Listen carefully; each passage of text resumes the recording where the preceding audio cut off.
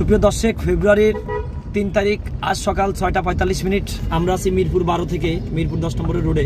আপনারা দেখতেছেন গাড়ির বনার থেকে মেট্রো রেলটা কুয়াশার কারণে কোন অবস্থা দেখা যাচ্ছে। মেট্রো রেল স্টেশনটা দেখি না, ইতিমধ্যে দেখতেছেন একদম বনাটার কাছে। এই দেখেন একদম বনাটার এই যে উপরে, এটা মেট্রো রেল স্টেশন। কিছুই বোঝা যাচ্ছে, ওই যে পল্লবী লেখা এই লোগোটা দেখা যাচ্ছে না। এই যে দেখেন, ট্রেনে দেখালাম আপনাদের জুম দিয়ে।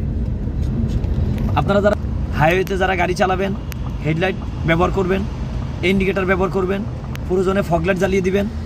যদি তাও কাজ না হয় তাহলে আপনারা ইমার্জেন্সি ব্যবহার করবেন। ওই যে দেখেন ইমার্জেন্সি কাকে বলে, সামনে একটা গাড়ি কুয়াশায় দেখা যাচ্ছে না, সম্ভবত স্বাধীন গাড়িটা এই যে ইমার্জেন্সি দিয়ে যাচ্ছে।